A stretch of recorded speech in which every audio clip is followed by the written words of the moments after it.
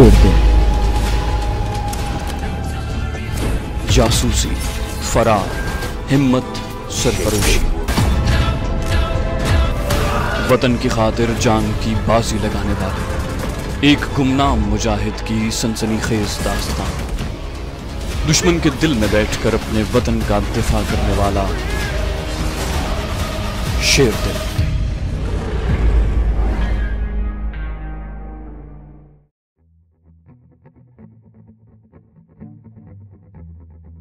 Major Arjun Singh और उसके घर वाले मेरे मुरीद हो गए थे। मैंने चमत्कार यानी करामत ही ऐसी दिखाई थी कि उन्हें मुरीद होना था। आप सबने सांप को कब्रिस्तानों, मैदान, जंगल में इधर उधर दौड़ते भागते या सपेरों के आगे बीन पर झूमते देखा होगा। शायद आप में से किसी ने एक आधे सांप को किसी इंसान को डसते भी देखा हो, मगर आप में से किसी ने आज तक सांप को इंसान के जिस्म से जहर चूसते नहीं देखा। ये अल्लाह के हुक्म से और मेरे सांप दोस्त की मेहरबानी से हो गया था और ये लोग मेरे मोती हो गए थे। मैं वर्षा के पलंग से हटकर सोफे पर बैठ गया। सांप को मैंने अपने झोले में वापस रख लिया था। अर्जुन सिंह, बूढ़ी और जवान दोनों औरतें मेरे कदमों में कालीन पर बैठी थीं। मैं आहिस्ता आहिस्ता उन्हें जो अश्लोक मुझे याद थे सुना सुना कर उनका मतलब बता रहा था। मेरे आगे मेज पर मुलाजिमा चीनी की कीमती थालियों में तरह तरह की मिठाइयाँ और फल रख रही थी। मुझे भूख लग रही थी। मैंने खूब सेर होकर फल और मिठाइयाँ खा ली थी और अब कश्मीरी कहवा पी रहा था। कोई 1 घंटे की नींद के बाद वर्षा ने आंखें खोल दी। मैंने उसे मुखातिब होकर कहा, बालका, अब तबीयत कैसी है? वर्षा उठकर पलंग पर बैठ गई।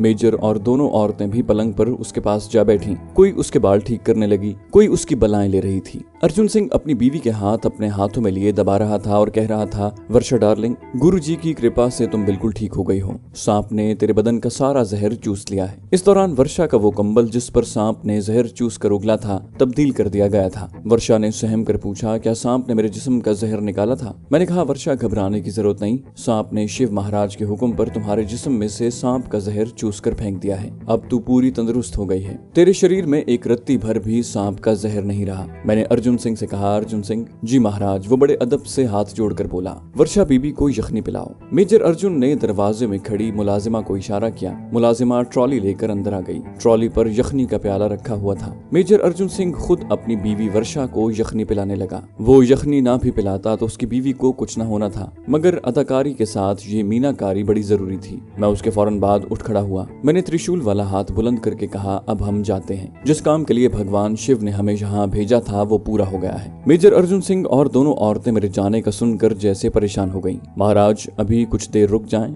आपकी बड़ी कृपा होगी। ये इल्तिजा मेजर अर्जुन सिंह की थी, जिसके साथ मुझे बड़े काम पड़ने वाले थे, मगर मैं उसकी अकीदत को मजीद मजबूत करना चाहता था। मैंने कहा, नहीं बच्चा, हमें इससे ज्यादा यहाँ ठहरने की इजाजत नहीं है, हम चलते हैं। अर्जुन सिंह हाथ बांधकर सामने आ गया। बड़ी आजिजी से बोला, महाराज, कल रात का खाना हमारे भवन पर खाइए, आपकी बड़ी कृपा होगी। मैं खुद अपने मिशन को तेजी से आगे बढ़ाना चाहता था। जब उसने कल की दावत दे दी तो मैंने कहा, अच्छा बालके, अगर तेरी इच्छा है तो हम कल सिर्फ तुम्हारी खातिर आ जाएंगे। दोनों औरतें और मेजर अर्जुन सिंह खुशी से निहाल हो गए। मैंने देखा कि पलंग से टेक लगाकर बैठी हुई मेजर की खूबसूरत बीवी वर्षा भी हाथ बांधे मेरी तरफ बड़ी अकीदत से देख रही थी। मैंने दूर ही से त्रिशूल वाला हाथ उठाकर उसे आशीर्वाद दिया और कहा, वर्षा, फिक्र मत करो, अब तुझ पर सांप तो क्या, किसी चूंटी के कांटे का भी असर नहीं होगा। हम कल आएंगे। जय गंगा मैया, जय माता शेरावाली की जय। और मैं बेडरूम से निकल गया। मेजर अर्जुन सिंह मेरे पीछे पीछे आया। दोपहर ढलने लगी थी। कहने लगा, महाराज, आपको जहाँ जाना है मेरी गाड़ी आपको वहाँ छोड़ आएगी। मैंने कहा, अर्जुन सिंह, हम जोगी सन्यासी हैं, हमारा कोई ठिकाना नहीं होता, हम भी नहीं जानते कि हमें कहाँ जाना है। और मैं पैदल ही वापस उस टीले की तरफ चल पड़ा जिस टीले से उतरकर मैं इन क्वार्टरों में आया था। मुझे नहीं पता था कि पीछे मेजर अर्जुन सिंह कब तक मुझे देखता रहा। बहरहाल जब मैं टीले के पास पहुंचकर मुड़ गया तो मैंने पलट कर देखा। फौजी क्वार्टर्स वहां से नजर नहीं आ रहे थे। मैं टीले की चढ़ाई चढ़कर ऊपर चीड़ के दरख्तों में आ गया तो झोले में से सांप को निकाल कर कहा, दोस्त, तुमने दोस्ती का हक निभाया है। यही नहीं बल्कि इस्लाम के दुश्मनों के खिलाफ जिहाद में अपने तौर पर हिस्सा डाला है। मैं तुम्हारा शुक्रगुजार हूँ। बूढ़े कश्मीरी वाली खुफिया कमीनगाह में आकर मैंने सांप को एक बार फिर दूध पिलाया और उसकी खो में सूखी घास पर बिठा दिया। सांप ने मेरी तरफ सर उठाकर देखा, फिर सर नीचे करके जलेबी की तरह हो गया और सर अपनी कुंडली में छुपा लिया। लकड़ी के झोंपड़े में बूढ़ा कश्मीरी मेरे लिए खाना लेकर बैठा था। शेरबाज खान अभी नहीं आया। मैंने तुम दोनों के लिए खाना तैयार कर रखा है। मैं मेजर अर्जुन सिंह के हाथ से मिठाइयाँ और फल खाया था। मैंने बूढ़े कश्मीरी से कहा, बाबा आज मुझे भूख नहीं है, शेरबाज के लिए खाना रख छोड़ो, हो सकता है वो रात को किसी वक्त आ जाए। कश्मीरी मुजाहिद ने कोई जवाब न दिया और खाने के बर्तन उठाकर किचन की तरफ चल दिया। मैं रात देर तक लिहाफ ओढ़े जागता रहा और सोचता रहा कि अब मुझे क्या तरीक़ाकार अमल में लाना होगा। डोगरा मेजर पर और उसकी सारी फैमिली पर मैंने अपना जबरदस्त असर डाल दिया था। अब मुझे ज्यादा एहतियात की जरूरत थी। किसी दूसरे इंसान पर असर डालना आसान होता है, लेकिन उस असर को अपने खास मकसद के लिए इस्तेमाल करना बड़ा नाजुक काम होता है। इस काम के लिए बड़ी अकल और बड़ी समझबूझ की जरूरत होती है। जरा सी बेहतियाती से न सिर्फ दूसरे पर डाला हुआ असर खत्म हो जाता है, बल्कि खुद आदमी की अपनी हैसियत खतरे में पड़ जाती है। डोगरा मेजर अर्जुन सिंह एक तरह से मेरा मुरीद बन चुका था। ये इंडियन फौजी अफसर उस पुरस्कार मिलिट्री प्रोजेक्ट का इंचार्ज था जो श्रीनगर शहर के नवाही पहाड़ियों के जंगल में जेर जमीन काम कर रहा था या फिर काम करने वाला था। मुझे इस खुफिया प्रोजेक्ट की पूरी सुराग रसानी करनी थी और पहले ये मालूम करना था कि ये मिलिट्री प्रोजेक्ट किस नौयत का है। उसके बाद अगर ये प्रोजेक्ट पाकिस्तान और आजाद कश्मीर की सलामती और मकबूजा कश्मीर के हुर्रियत पसंदों की जिद्दोजहद आजादी के लिए खतरे का बायस हो सकता था तो उसे तबाह बर्बाद करना था। ये एक तरह से डबल मिशन था। पहला मिशन जासूसी और सुराग रसानी का था और दूसरा मिशन प्रोजेक्ट को तबाह करने का था। दोनों मामलों में इंतहाई एहतियात और फूंक फूंक कर कदम रखने की जरूरत थी। दूसरे दिन कमांडो शेरबाज खान आया तो वो खुश भी था और हैरान भी। कहने लगा, हैदर अली, कल मेजर अर्जुन सिंह के घर जो साधु आया था और जिसने उसकी बीवी को मौत के मुंह से निकाल लिया था, अगर वो तुम ही थे तो तुमने जो करामत वहाँ दिखाई है उसका चर्चा पूरे शहर में जगह जगह हो रहा है। लोग कहते हैं कि एक सपेरे के पास ऐसा सांप है जिसने मेजर की बीवी के जिस्म का सारा जहर चूस लिया। क्या वाकई ये तुम ही थे या वहाँ तुम्हारी बजाय कोई दूसरा साधु सपेरा आ गया था? पहले तो मैंने सोचा कि शेरबाज को असल हालात ना बताऊं, फिर ख्याल आया कि ये बातें मैं कब तक उससे छुपा कर रखूंगा। वो मेरा साथी है और उसके साथ मिलकर ही हमें इस पुरस्कार प्रोजेक्ट का पता चलाना है। चुनाचे मैंने कमांडो शेरबाज को सारे वाकयात बता दिए। मैंने उसे ये भी बता दिया कि ये कारनामा उसी सांप का है जिसको वो पसंद नहीं करता और कहा था कि उसे जंगल में छोड़ दो। शेरबाज चेहरे पर हैरत के असरात लिए मेरी बातें सुनता रहा। जब मैं अपनी बात खत्म कर चुका तो वो बोला, हैदर अली, मुझे अभी तक यकीन नहीं आ रहा कि एक सांप ये काम कर सकता है। मैंने कहा, बहरहाल ये काम उसी सांप ने किया है, ये करिश्मा उसी सांप ने दिखाया है। मैंने तुम्हें कहा था कि ये मेरा दोस्त सांप है, अब तुम्हें भी इसे अपना दोस्त समझना होगा। ये हमारा साथी है और हमारी कमांडो पार्टी का रुकन बन चुका है। कमांडो शेरबाज पर फिर भी सांप के बारे में कोई ज्यादा असर न हुआ। उसने मुझसे पूछा कि अब आगे क्या करना है, क्या हिकमत अमली इख्तियार करनी है। मैंने कहा, पहले चाय पीते हैं, फिर गौर करेंगे। कश्मीरी मुजाहिद हमारे लिए कश्मीरी चाय से भरा हुआ समावार लेकर आ गया। हम चाय पीने और बातें करने लगे। मैंने अपने जहन में एक हिकमत अमली सोच ली थी, एक लाइन ऑफ एक्शन तैयार कर ली थी। मैंने कमांडो शेरबाज को उससे आगाह किया तो वो खामोशी से गौर करता रहा। फिर बोला, क्या तुम समझते हो कि ये ठीक रहेगा? मैंने कहा, क्यों नहीं, 100% ठीक रहेगा। मैंने जब लाइन ऑफ एक्शन यानी अपनी सुराग रसानी की पूरी तफसीलात उसे बताई तो वो बहुत हद तक कायल हो गया। मैंने उसे बताया कि सुराग रसानी का ये मिशन आज रात से शुरू हो जाएगा क्योंकि मैं इसी रात मेजर अर्जुन सिंह के घर जाने वाला था। कमांडो शेरबाज ने सिर्फ इतना कहा, दोस्त, बेहद मोहतात रहना, तुम जानी दुश्मनों के पास जा रहे हो। इसके अलावा ये भी जहन में रखना कि तुम्हारे पीछे खुफिया पुलिस और मिलिट्री इंटेलिजेंस वाले भी लग सकते हैं। मैंने कहा, मैं इससे गाफिल नहीं हूँ। तुम्हें बहरहाल इंडियन आर्मी के खुफिया मिलिट्री प्रोजेक्ट का सुराग लगाना है, खा इसके लिए हमें कुछ ही क्यों न करना पड़े। कमांडो शेरबाज शाम तक मेरे पास बैठा रहा। उसके बाद वो चला गया। उसके जाने के बाद मैंने मेजर अर्जुन सिंह के यहाँ जाने की तैयारी शुरू कर दी। मुंह हाथ धोकर माथे पर शिव जी का नया तिलक लगाया, साधुओं वाला लिबास पहना। सांप को साथ ले जाने की जरूरत नहीं थी। तैयार होकर सांप के पास उसकी खो में गया और उसे कहा, दोस्त, मैं अपने टारगेट पर जा रहा हूँ, तुम अपना ख्याल रखना। हमें अपनी मंजिल तक पहुँचने के लिए तवील सफर तय करना है, लेकिन हम इस मिशन में एक दूसरे के साथ रहेंगे। खुदा हाफिज। मैंने ये बात खास तौर पर नोट की थी कि जब भी मैं सांप के सामने जाता था वो एक बार अदब से सर जरूर झुका देता। मुझे कादिर खान के अल्फाज याद आ जाते कि हैदर अली, ये सांप अब तुम्हारा दोस्त ही नहीं बल्कि तुम्हारा मुती और मुरीद बन चुका है। ये तुम्हें अपने महानाग देवता का अवतार समझने लगा है। ये तुम्हारा हर हुक्म मानेगा, तुम्हारा गुलाम भी होगा और तुम्हारा दोस्त भी होगा।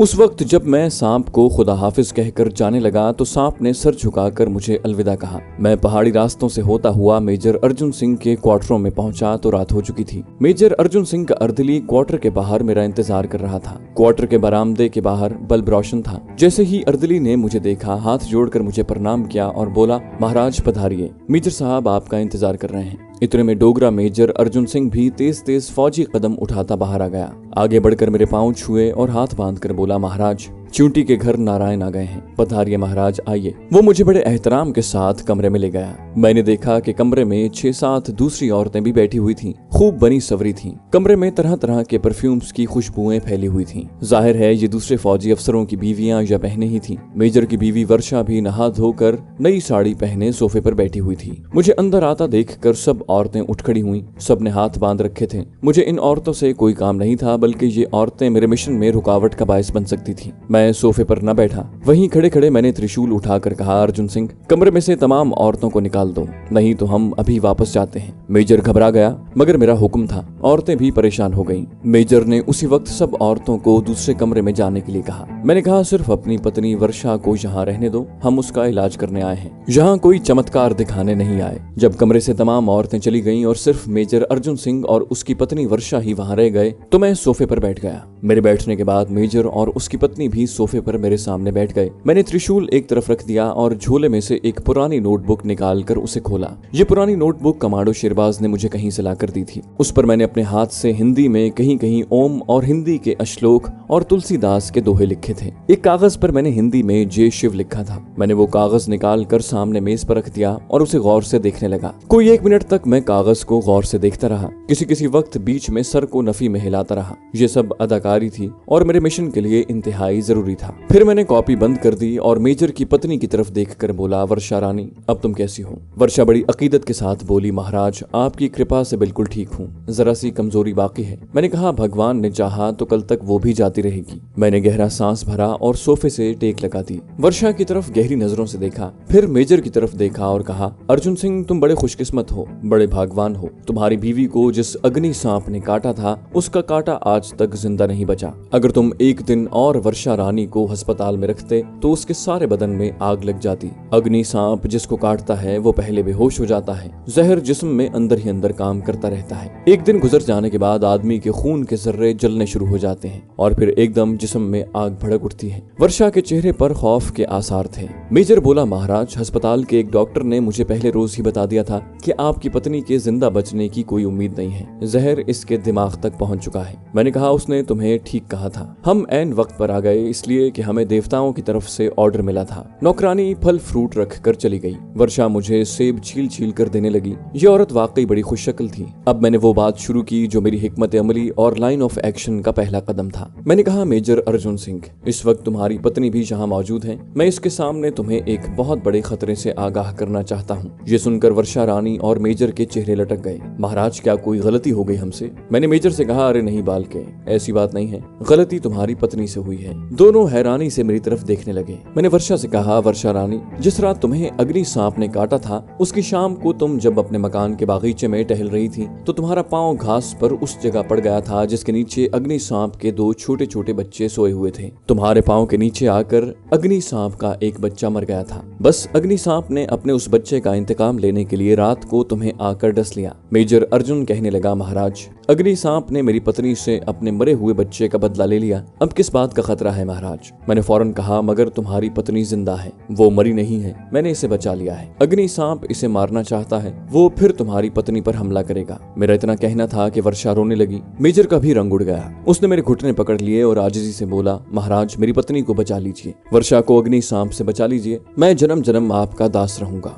ये मेरा पहला तीर था जो ठीक निशाने पर जाकर लगा। मैंने कहा, मूर्ख, हमारी वजह से ही अभी तक अग्नि सांप को तुम्हारी पत्नी के पास आने की हिम्मत नहीं हुई, इसलिए कि वर्षा रानी के बदन को हमने अपने हाथ से छुआ था। हमारे हाथ की खुशबू वर्षा रानी के जिस्म में समो गई है। इस खुशबू की वजह से अग्नि सांप उसके करीब नहीं आता, वरना वो तो तुम्हारे क्वार्टर के इर्द गिर्द रात को कई चक्कर लगा चुका है। वर्षा ने अपने आंसू पोंछते हुए कहा, महाराज, अगर ये बात है तो फिर अग्नि सांप मेरे पास कभी नहीं आ सकेगा। मैंने कहा, मूर्ख लड़की, मेरे हाथ की खुशबू ज्यादा देर तक तुम्हारे जिस्म में कायम नहीं रह सकती, ज्यादा से ज्यादा 1 दिन और रहेगी। उसके बाद जैसे ही मेरे हाथ की खुशबू गायब हुई, अग्नि सांप आकर तुम्हें डस लेगा और फिर शायद तुम्हें मैं भी न बचा सकूं, क्योंकि अग्नि सांप तुम्हें डस कर बेहोश नहीं करेगा, वो अपने जहर से उसी वक्त तुम्हारे जिस्म में आग भड़का देगा। वर्षा का चेहरा खौफ के मारे जर्द पड़ गया। मेजर अर्जुन सिंह भी परेशान हो गया। कुछ देर के लिए ड्राइंग रूम में सन्नाटा छा गया। मैं भी जानबूझकर खामोश रहा। मैं चाहता था कि इन दोनों में से कोई पूछे कि इसका कोई इलाज या तोड़ भी है? आखिर मेजर अर्जुन ने पूछ लिया। कहने लगा, महाराज मैं आपके पांव पड़ता हूँ, इसका कुछ उपाय करें। आप देवता सम्मान हैं, आप चाहें तो मेरी पत्नी को इस विपदा से मुक्ति मिल सकती है। मैंने आंखें बंद कर ली और 2-3 लंबे लंबे सांस लिए, फिर आंखें खोलकर कहा, इसका एक ही इलाज है कि अग्नि सांप को ढूंढ कर हलाक कर दिया जाए। मेजर जल्दी से बोला, महाराज मुझे बताएं अग्नि सांप कहाँ मिल सकता है? मैं अपनी पूरी फौज की यूनिट भेजकर उसके टुकड़े उड़ा दूंगा। मैंने मुस्कुरा कर कहा, तुम नादान हो अर्जुन सिंह, तुम्हारी यूनिट दुश्मन की फौज का तो मुकाबला कर सकती है मगर अग्नि सांप को नहीं मार सकती। अग्नि सांप तुम्हारी पूरी यूनिट को जलाकर राख कर सकता है। तुम्हारे फौजियों को पता ही नहीं चलेगा कि अग्नि सांप कहाँ है और सांप अंधेरे में छुपकर तुम्हारे एक एक फौजी को आग लगाता जाएगा। मेजर खामोश आंखों से मेरी तरफ देखने लगा। महाराज अग्नि सांप का कोई ठिकाना तो होगा? मैंने कहा, वो अग्नि देवी का सांप है, दुनिया की कोई ताकत उसके ठिकाने का पता नहीं लगा सकती। उसको हर जगह जमीन जगह दे देती है, वो नजर आते आते गायब हो जाता है। हाँ अगर। मैं जुमला अधूरा छोड़कर चुप हो गया। वर्षा और ज्यादा परेशान हो गई। मेजर अर्जुन ने सहमी हुई मगर पुरउम्मीद आवाज में पूछा, फरमाइए महाराज अगर क्या? मैंने कहा, अगर मैं अग्नि देवी का चिल्ला काटूं तो मैं सांप का सुराग लगाकर उसे हलाक कर सकता हूँ, फिर वो गायब होकर भी मुझे नजर आ जाएगा। मेजर अर्जुन ने मेरे पांव छूकर कहा, महाराज हम पर कृपा करें, आप यहाँ मेरे घर में आज्ञा करें, आप जो कहेंगे मैं ला कर दूंगा, जितना घी कहेंगे, जितना दूध चीनी कहेंगे मैं ला कर दूंगा। मैंने कहा, इस चिल्ले के लिए इन चीजों की जरूरत नहीं पड़ेगी, हमें सिर्फ एक खाली कमरा चाहिए और एक मोमबत्ती चाहिए, बाकी हमें अग्नि देवी के अश्लोक 5000 बार दिल में पढ़ने हैं। मेजर अर्जुन सिंह मेरी मिन्नत समाजत करने लगा। वर्षा रानी ने भी मुझसे चिल्ला करने की इल्तिजा की। मैंने कहा, ठीक है, मैं आज की रात इसी जगह बैठकर चिल्ला करूंगा। उसके बाद हमने ड्राइंग रूम में ही बैठकर खाना खाया। बड़ा पुरतकल्लुफ खाना था। खाने के बाद मैंने वर्षा से कहा, बालिका तुम्हारे बदन में से मेरे हाथ की खुशबू मध्यम न हो जाए और अग्नि सांप तुम पर हमला न कर दे, इसलिए मेरे पास आओ, मैं तुम्हारे सर पर हाथ फेर दूं ताकि 3 दिन तक तुम अग्नि सांप से महफूज हो जाओ। वर्षा जल्दी से उठकर मेरे कदमों में आकर बैठ गई। मैंने यूं ही उसकी पीठ और गर्दन और सर पर 2-3 बार हाथ फेर दिया और कहा, जा बालिका, 3 दिन तक अग्नि सांप तेरे करीब नहीं फटकेगा। वर्षा मेरे चरण छूकर वापस सोफे पर जाकर बैठ गई। मैंने रात के ठीक 12 बजे जाली चिल्ला शुरू किया। मोमबत्ती रोशन करके सामने प्लेट में रख ली और उसके सामने आलती पालती मारकर बैठ गया। 15-20 मिनट बैठने के बाद मैं थक गया, पहलू बदल कर बैठ गया। 15-20 मिनट इस पहलू पर भी बैठे बैठे थक गया तो उठकर सोफे पर बैठ गया। फिर मैंने मोमबत्ती बुझा दी। कमरे में अंधेरा छा गया। वहां मुझे देखने वाला कोई भी नहीं था। मैंने उन्हें खबरदार किया था कि अगर किसी ने मुझे चिल्ला करते हुए निगाह डालकर देख लिया तो मेरा चिल्ला जाया हो जाएगा और फिर वर्षा को अग्नि सांप से कोई नहीं बचा सकेगा। मैंने खूब मुरगन खाना खाया हुआ था। मुझे नींद आने लगी। मैं वहीं सोफे पर लेट गया। मुझे नींद आ गई। अचानक आंख खुली तो बाहर से परिंदों के बोलने की आवाज आ रही थी। खिड़की बंद थी। रोशनदान पर सुबह की रोशनी हो रही थी। दिन चढ़ गया था। मैं जोर जोर से अश्लोक पढ़ने लगा। मेरी आवाज कमरे में गूंजने लगी। कोई 10 मिनट तक मैं अश्लोक पढ़ता रहा, फिर उठकर दरवाजा खोल दिया। बाहर कोई भी नहीं था। मैंने आवाज दी, अर्जुन सिंह अंदर आजा, तेरा काम हो गया है। मैं सोफे पर आलती पालती मारकर बैठ गया। मेरी आवाज पर फौरन अर्जुन सिंह अंदर आ गया। वो फुल वर्दी में था। मेरे चरण छूकर अदब से सामने बैठ गया। मैंने कहा, मैंने चिल्ला कर लिया है। रात के पिछले समय आकाश का एक गंधरू मेरे पास आ गया था। उसके आने से रोशनी हो गई। मैंने मोमबत्ती बुझा दी। उसने कहा, महाराज का चिल्ला आकाश के देवताओं ने स्वीकार किया है। आप में वो शक्ति आ गई है कि जिसकी मदद से आप अग्नि सांप को जमीन की तहों में भी देख लेंगे और उसे मार सकेंगे। वर्षा रानी भी अंदर आ गई। मेजर ने अपनी पत्नी को खुशखबरी सुनाई कि महाराज ने यानी मैंने कामयाबी से चिल्ला कर लिया है और अब मैं उसके दुश्मन को जमीन की गहराइयों में भी देख सकता हूँ। मैंने कहा, अर्जुन सिंह तुम्हें एक दिन छुट्टी करके मेरे साथ चलना होगा। मुझे अग्नि सांप की हल्की हल्की बू आने लगी है। मुझे यकीन है कि सांप श्रीनगर शहर के आसपास की पहाड़ियों में कहीं छुपा हुआ है। फिक्र न करो, हम उसे तलाश कर लेंगे। तुम्हें अपने साथ पिस्तौल की बजाय चाकू जरूर रखना होगा। वैसे तो मैं उसे अपने त्रिशूल से हलाक कर डालूंगा, फिर भी तुम चाकू जरूर रख लेना। मेजर अर्जुन सिंह बोला, महाराज आप जैसा कहेंगे मैं वैसा ही करूंगा। आप किस वक्त अग्नि सांप की तलाश में निकलना चाहते हैं? मुझे मालूम था कि इतवार छुट्टी का दिन होता है। इतवार के दिन जेर जमीन फौजी प्रोजेक्ट पर काम बंद होगा। वहाँ अगर कुछ लोग काम कर रहे होंगे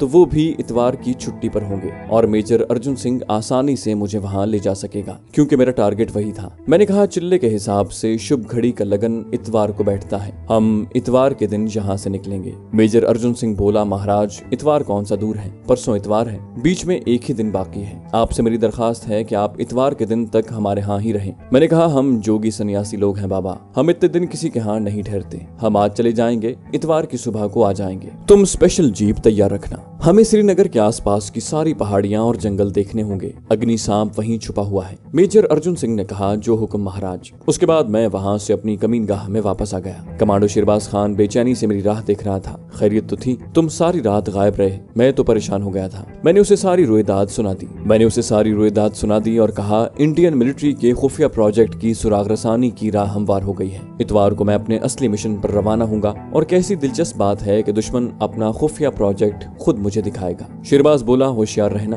कहीं मेजर को शक न पड़ जाए। मैंने कहा, मेजर अर्जुन सिंह मेरा इस कदर मुती और मुरीद हो चुका है कि शक व शुबे की कोई गुंजाइश ही नहीं है। इसके बावजूद मैं मोहतात रहूंगा, तुम बेफिक्र रहो।